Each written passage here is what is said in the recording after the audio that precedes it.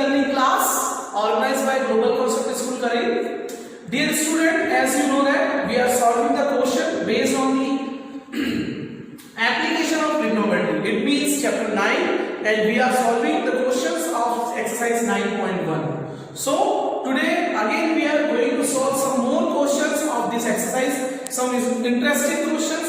I am very sure that the student, those who are solving the question of this exercise are really enjoying, because very interesting questions are there to make the diagram and then solve and then get the result.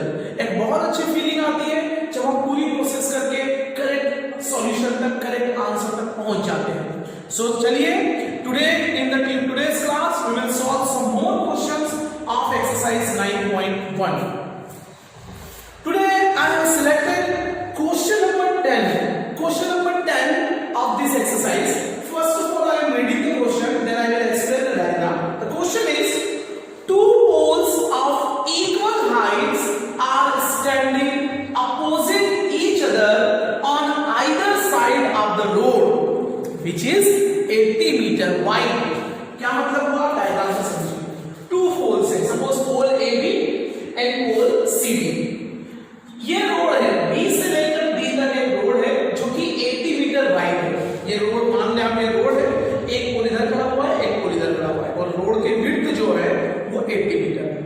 Fine, आगे बढ़ते हैं. What else the question is saying? From a point between them on the road, the angle of elevation of the top of the poles are 60 degree and 30 degree respectively. Find the height of the poles and the distance of the point from the poles. देखिए, इस road के ऊपर एक point दिया है in between of these poles. पहली चीज, in between of this pole doesn't mean that कि in the middle. मिडिल एक अलग चीज हो गया और between में मतलब कहीं भी हो सकता है. आप देखिए, मेरे पॉइंट P जो है, इस BD लाइन, BD जो कि रोड की विड्थ को रिप्रेजेंट कर रहा है, उस P पे बनाया है मैंने. जहां पर 60 डिग्री एंगल बन रहा है, this point P is quite close to that AB pole. But जहां 30 डिग्री का एंगल बन रहा है, वहां से अगर देखें तो पॉइंट P की डिस्टेंस ज्यादा है. क्यों? क्योंकि ये चीज मैं प्रीवियस वीडियोस में भी आपको बता चुका हूं. जितनी डिस्टेंस कम होगी ऑब्जर्वर की, मान लो पॉइंट P एक ऑब्जर्वर है, तो जितनी डिस्टेंस कम होगी एंगल उतना ज्यादा होगा, जितनी डिस्टेंस ज्यादा होगी एंगल उतना कम होगा. तो अगर एक पोल एंगल ऑफ एलिवेशन 30 डिग्री बन रहा है, इसका मतलब उस पॉइंट की उस पोल से डिस्टेंस ज्यादा है. अगर एक पोल का एंगल ऑफ एलिवेशन 60 बन रहा है, इसका मतलब उस पॉइंट की उस AB पोल से डिस्टेंस कम है. ठीक है, हमें इसमें दो चीजें फाइंड करना है. Number 1, height of the pole. AB और CD दोनों ही इक्वल हाइट के. ये पहली लाइन में इस क्वेश्चन में लिखा हुआ है. It means either we can find AB और we can find CD. And the second thing, distance of this point P which is lying on the road, distance of point P which is lying on this road from both the poles. इस P की AB पोल से भी distance पता करना है, PD से. चलिए करते हैं. कहां से शुरू करें? हम जनरली शुरू करते थे कि अगर परपेंडिकुलर हो तो बेस निकाल लें, बेस है तो परपेंडिकुलर निकाल लें. बट अब जो राइट एंगल ट्रायंगल्स फॉर्म हो रहे हैं, नेचुरली अगर हम ट्रिग्नोमेट्री की बात कर रहे हैं तो वही ट्रिग्नोमेट्री यूज होगी जहां राइट एंगल ट्रायंगल फॉर्म होंगे. तो अगर हम राइट एंगल ट्रायंगल्स की बात कर रहे हैं तो ट्रायंगल ABP एक राइट एंगल ट्रायंगल है, CDP भी एक राइट एंगल ट्रायंगल है. लेकिन इसमें ना तो परपेंडिकुलर है और ना बेस है हमारे पास, दोनों में से कोई भी साइन नहीं है. कैसे करें? तो हम इस्तेमाल करेंगे ये जो टोटल डिस्टेंस दिया हुआ है. अब इसमें से अगर मैं सपोज कर लूं, let BP be x metre, जो B से P तक की डिस्टेंस है उसको मैंने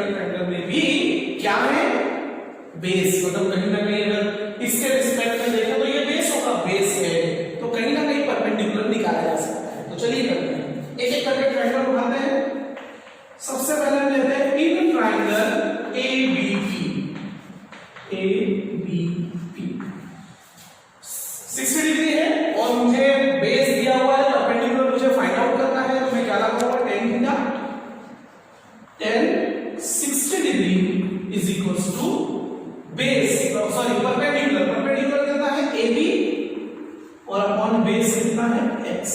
tan 60 की वैल्यू कितनी होती है, √3, तो tan 60 की वैल्यू हमने रख दिया, तो और इस x को अगर उधर भेज दें हम तो कुल मिला के √3x हो जाता है आपका AB। इसको equation number 1।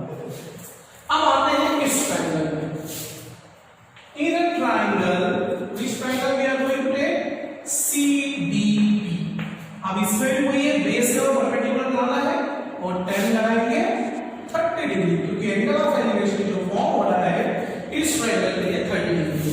tan 30 degree equal to perpendicular हो जाता है DC और बेस यहां पर निकल के आता है 80 minus x।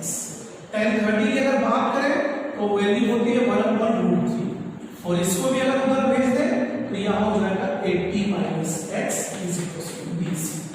Equation second, okay.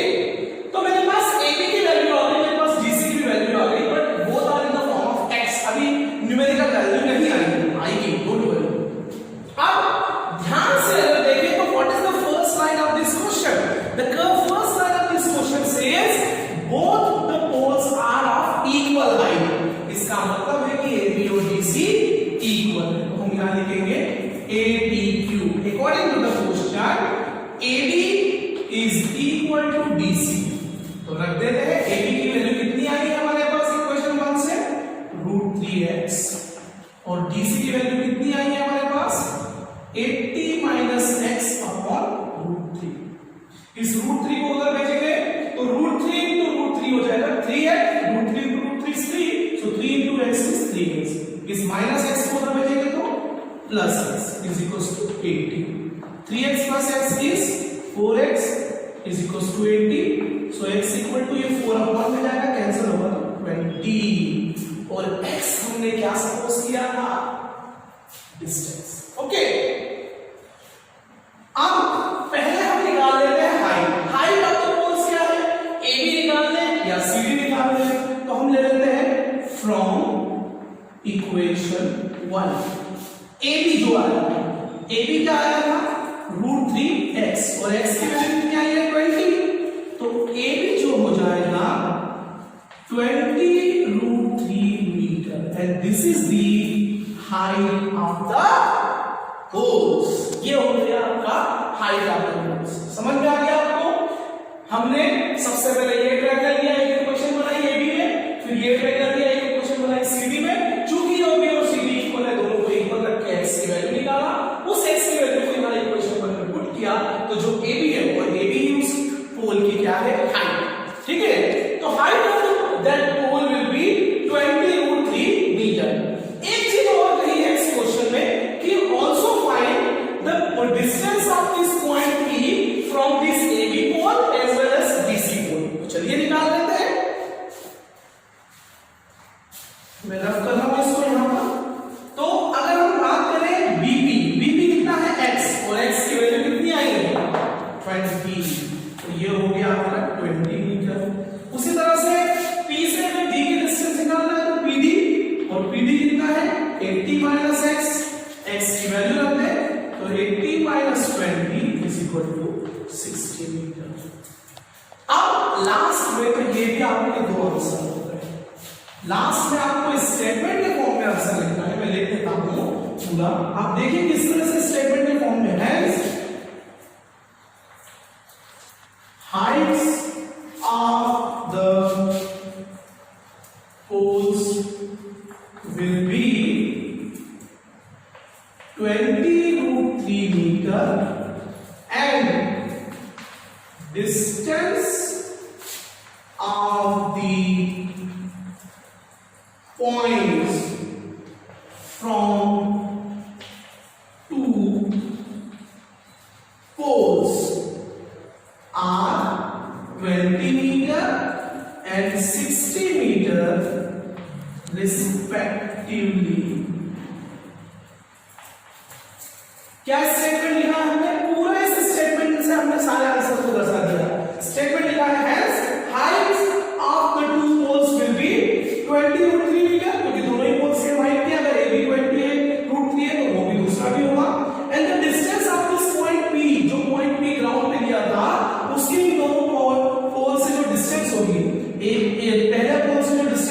20 metre है और दूसरे से 60। So this is the way to solve this question. बड़ा मजेदार क्वेश्चन है। चलिए एक और मजेदार क्वेश्चन हम देखते हैं। Let's see one more very interesting question, question number 15। Question number 15 of exercise 9.1। Question is a straight highway leads to the foot of a tower. कई स्टूडेंट इसमें कंफ्यूजन आता है, sir leads to the foot of the tower means what?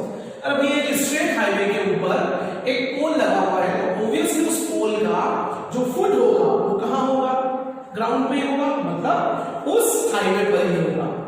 A man standing at the top, ये ए भी मैंने लिया है वो पोल, और एक व्यक्ति, a man is standing at the top of the pole, top of the tower word is used, okay, observes a car at angle of depression of 30 degree.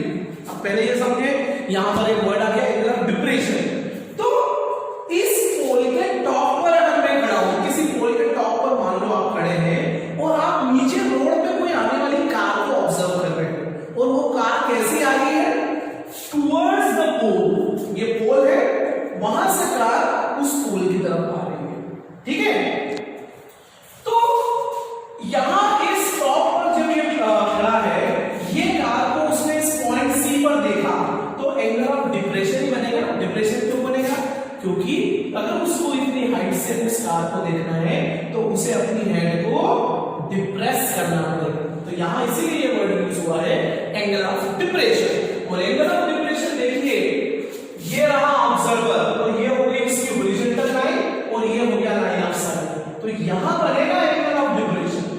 तो जब वो इस पोजीशन पे कार थी, उसको देखा तो एंगल ऑफ डिप्रेशन 30 का हुआ। आफ्टर 6 सेकंड्स, 6 सेकंड्स के बाद, 6 सेकंड्स के बाद अब ये कार तो मूवेबल है, तो इस पॉइंट सी से उठ करके पॉइंट डी पे आ गई। और जब इस ऑब्जर्वर ने फिर से ऑब्जर्व किया, तो जो एंगल ऑफ डिप्रेशन है, सोचे क्या होगा? हम एक हाइट पे खड़े हैं, एक कार दूर से आ रही थी, इस तरह से देखा, कार थोड़ा करीब आ जाएगी तो क्या होगा? हमें हेड को और डिप्रेस करना पड़ेगा।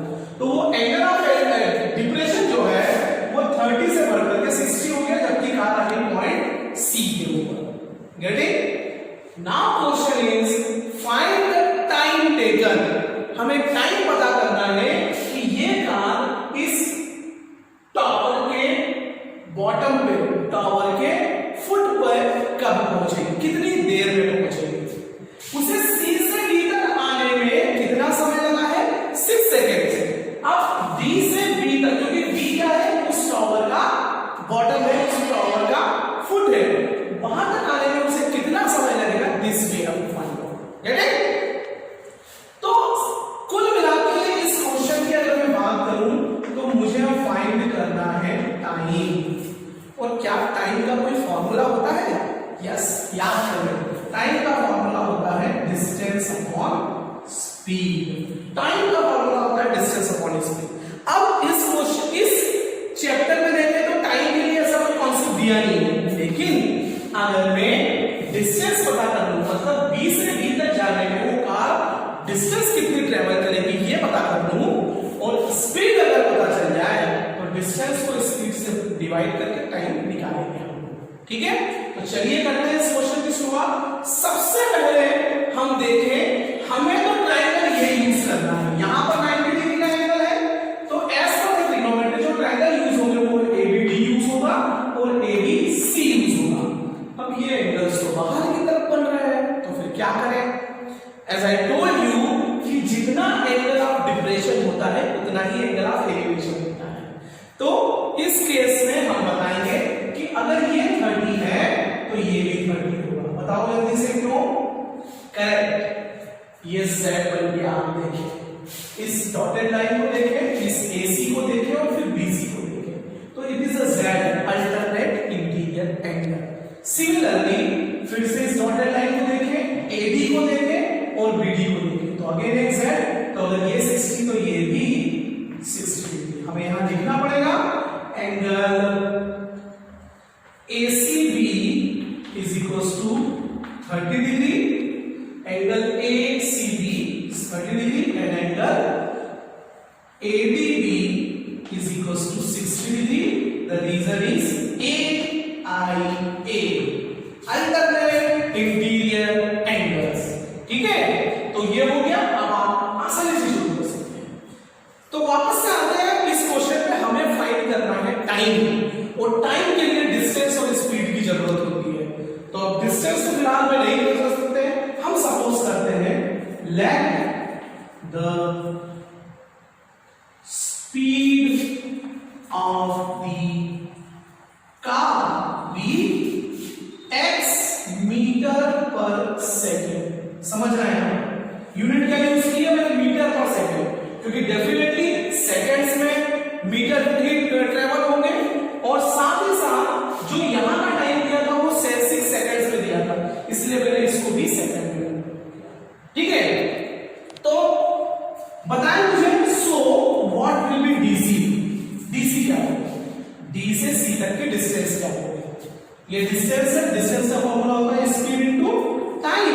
स्पीड कितनी है हमने मान ली x, टाइम कितना लगा था सी से डी तक जाने में, as per the question 6 seconds, तो वो हो गया 6। तो कुल मिला के जो डीसी हो जाता है आपका इस क्वेश्चन में, वो हो जाता है 6। कहीं से तो शुरुआत हुई हमारे पास डीसी आ चुका है। अब डीसी की हेल्प से हम बीडी निकालेंगे, और बीडी की हेल्प से हम टाइम आसानी से निकाल पाएंगे। चलिए अब ट्रिग्नोमेट्री का इस्तेमाल करते हैं। कौन सा ट्रायंगल है, इन अ ट्रायंगल एबीसी लेते हैं, इन ट्रायंगल एबीसी। एबीसी बड़ा ट्रायंगल दिया हमने, तो एंगल वहां पर 30 का होगा। ध्यान रखें कौन सा एंगल होगा, एबीसी। अब एबीसी में 60 नहीं मिल रहा, 30 डिग्री का सी पर। ठीक है, तो tan 30 degree is equal to perpendicular क्या होगा इसका, AB अपॉन बेस क्या होगा, बेस होगा इसका BC, और BC को मैं लिख सकता हूं BD प्लस 6x या BD प्लस BC। तो मैं इसको लिख रहा हूं BD प्लस 6x, लिख सकते हैं ना। ये पूरा बेस है ट्रायंगल ABC का, बेस क्या है BC एक्चुअली। चलिए इस तरह से करते हैं, बेस क्या है इसका BC, और BC को हम लिख सकते हैं BD प्लस 6x। ठीक है, चलिए tan 30 की वैल्यू 1/√3, तो ये होगा 1/√3, और इसको अगर मैं ऊपर भेज दूं तो ये हो जाएगा BD plus 6x is equal to AB। AB की वैल्यू निकाल दिया मैंने इक्वेशन से। अब लेते हैं छोटे वाला ट्रायंगल।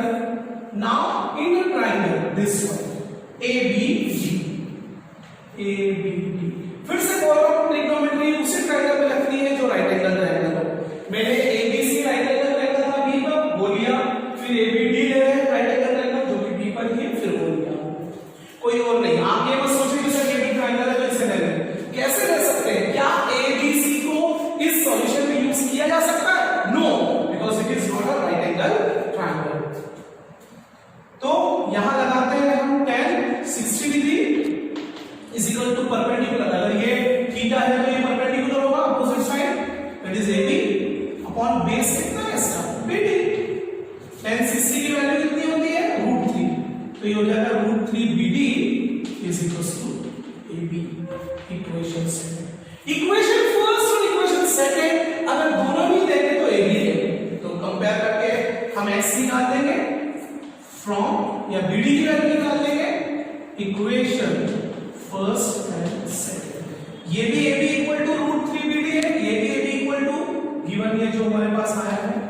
तो इक्वेशन फर्स्ट और सेकंड को इक्वल रखते हैं, तो अगर इनके लेफ्ट हैंड साइड इक्वल है तो राइट हैंड साइड भी इक्वल होंगे, तो BD plus 6x upon √3 will be equal to the left hand side of this, that is √3 BD। इस √3 को अगर इधर लेकर आते हैं तो √3 into √3 is 3 BD, तो BD plus 6x is equals to √3 into √3 3 BD। ये BD इधर आएगा तो 3 BD में से 1 BD comes तो 2 BD, तो 6x is equals to 2 BD। 2 को अगर अपॉन में करते हैं तो BD की वैल्यू जो आ जाती है 3x। मतलब B से D तक जाने में जो कार डिस्टेंस ट्रेवल करेगी वो 3x करेगी। डिस्टेंस आ गया, टाइम निकालना है, टाइम। तो डिस्टेंस है हमारे पास, स्पीड हमने सपोज किया है x, तो स्पीड x है, डिस्टेंस है 3x, can we find the time? So time equal to distance, distance मतलब b से d तक, that is 3x upon speed, car की स्पीड मैंने क्या सपोज किया था? x, so x to x cancel, so time taken by the car will be 3 और unit इसकी सेकंड्स में होगी, क्योंकि हमने स्पीड को सेकंड में मेजर किया था।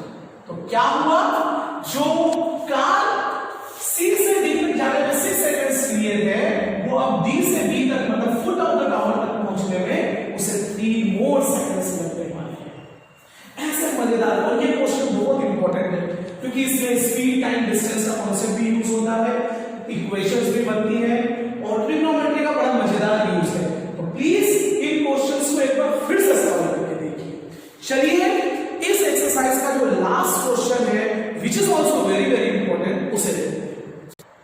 So the last question of this exercise, question number 16 is, and this is very very important, कई बार इस क्वेश्चन को पूछा गया है, इसका सॉल्यूशन बड़ा ही आसान है, लेकिन एक छोटी सी ट्रिक जो दिमाग में हमें रखनी पड़ेगी कि क्या कैसे इसका सॉल्यूशन इजीली लिया है। चलिए क्वेश्चन को रीड करते हैं, फिर डायग्राम को समझते हैं, फिर सॉल्यूशन पे जाएंगे। Question is the angles of elevation of the top of the tower from two point at a distance of 4 meter and 9 meter from the base of the tower is the in the same straight line with it are complementary. Prove करना है यहाँ, prove that the height of the tower is 6 meter. Height of the tower is 6 meter. अब पहले question को समझते हैं। ये tower है, AB एक टावर है, AB इसके फुट से 4 मीटर के ऊपर एक पॉइंट दिया गया है, मैंने इसको नाम दिया P, और एक पॉइंट इसके फुट से ही मतलब B से Q तक, नॉट P से Q तक, B से Q तक का डिस्टेंस है 9 मीटर। यहां पर और यहां पर जो दो एंगल बन रहे हैं, ये मजेदार चीज है इस क्वेश्चन में, these angles are complementary angles. So first of all हमें पता करना पड़ेगा कि एंगल कॉम्प्लीमेंट्री एंगल होते क्या है, क्या होते हैं कॉम्प्लीमेंट्री एंगल?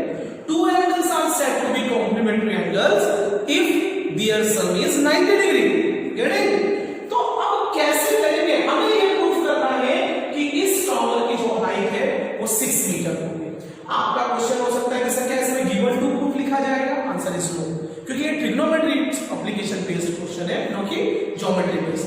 तो हमें इसे ज्योमेट्री से रिलेट नहीं करना है, तो सिंपली आप सॉल्यूशन के फॉर्म में करें, जो आंसर होगा वही इसका प्रूफ हो जाएगा।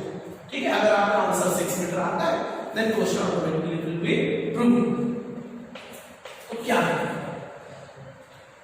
सबसे मेन चीज होती है ट्रिग्नोमेट्री में कि एंगल दिया हो। अब एंगल ही आपको घुमा के दे दिए हैं कि ये दोनों एंगल कॉम्प्लीमेंट्री है। अब कॉम्प्लीमेंट्री है तो एक 10 डिग्री का हो सकता है, एक 80 डिग्री का हो सकता है, एक 1 डिग्री का, एक 89 डिग्री का। कैसे शुरुआत करें? तो यहां पर हम करेंगे किसी एंगल को सपोज करते हैं, ले ये ले लिया हमने AQB, angle AQB is equal to theta. क्या ले लिया मैंने? एंगल AQB को थीटा माना, और अगर ये एंगल AQB थीटा है, सो एंगल ये मैंने एंगल थीटा दिया है, तो भाई ये क्या होगा? ये एंगल क्या होगा? So angle APB will be what? AQB अगर थीटा मैंने लिया है तो AQB क्या ये होगा? 90 माइनस थीटा। दोनों का सम 90 होता है, अगर एक थीटा तो दूसरा 90 माइनस थीटा। ठीक है, शुरू करते हैं। हमें कुल मिलाकर के इस पोल की हाइट निकालना है, तो एक एक करके लेते हैं। हम लेते हैं इन ट्राइंगल ABP 10 थीटा तो पूछा है, ये है 90 minus theta is equal to 10 theta मतलब परपेंडिकुलर अपॉन बेस, तो परपेंडिकुलर मतलब AB हो गया हाइट ऑफ द टावर, और बेस कितना है 4 मीटर, तो 4 लिख लेते हैं, और इसे लेते हैं इक्वेशन 1 यहां पर छोड़ देते हैं। अब लेते हैं सेकंड इन ट्रायंगल, कौन सा है दूसरा right angle triangle? ABQ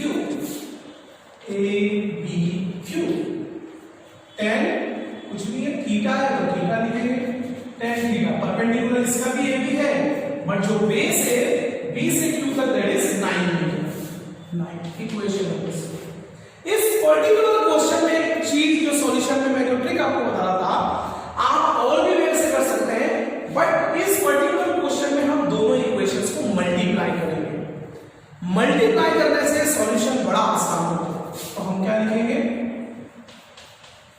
multiply equation first and second. जब आप दो इक्वेशंस को मल्टीप्लाई करेंगे तो लेफ्ट हैंड में लेफ्ट हैंड मल्टीप्लाई होगा, राइट हैंड में राइट हैंड। तो क्या होगा, ये होगा 10 90 minus theta into 10 theta is equal to AB upon 4 into AB upon 9।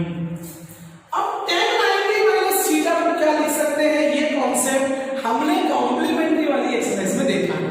10 90 minus theta can be written as cot theta into tan theta. Okay, AB into AB square 4 9 जा 36 है ना। यहां पर आप चाहे तो लिख दें कि tan 90 minus theta equal to cot theta. Okay, अब cot थीटा क्या है, cot is the reciprocal of tan, so cot can be written as 1/10 है ना। ये सारी चीजें प्रीवियस एक्सरसाइज में प्रीवियस चैप्टर में हमने पढ़ी है कि cot को 1/10 लिख सकते हैं, because cot is the reciprocal of tan, tan is the reciprocal of cot, into tan theta is equals to चल रहा है आपका AB स्क्वायर अपॉन 36। ये 10 से 10 कैंसिल, तो ये कुल मिला के 1 बचा, इस 36 को 1 में इंटू करते हैं तो ये होगा 36 इक्वल टू AB स्क्वायर। यहां से स्क्वायर मूव करेंगे तो यहां पर क्या होगा, root. So AB equal to under root 36, और 36 किसका रूट है, यस 6 का, तो AB इक्वल टू 6 मीटर। और यस ये हो गया है प्रूव कि हाँ जो AB है, जो टावर है, उस टावर की जो हाइट आई है वो 6 मीटर आई है। एक क्वेश्चन आपके माइंड में आ सकता है कि सर जब रूट रिमूव करेंगे तो प्लस माइनस का साइन होना चाहिए, हो सकता है, लेकिन आप देखेंगे आप किस तरह के क्वेश्चन पे वर्क कर रहे हैं। We are working on the question which is right now here AB is representing the height and height never be negative, so that's why हमने यहां पर सिंपली जो +6 है उसको इस्तेमाल करके आंसर दिया है। ठीक है, this is all about chapter 9। Next class में हम नया चैप्टर शुरू करेंगे। अभी भी कुछ क्वेश्चन अगर इस एक्सरसाइज के इस चैप्टर के आपको नहीं समझ में आ रहे हैं या नहीं कर पा रहे हैं, you can share me on WhatsApp. Whenever I will get time, definitely I will give the solution to you. Thank you.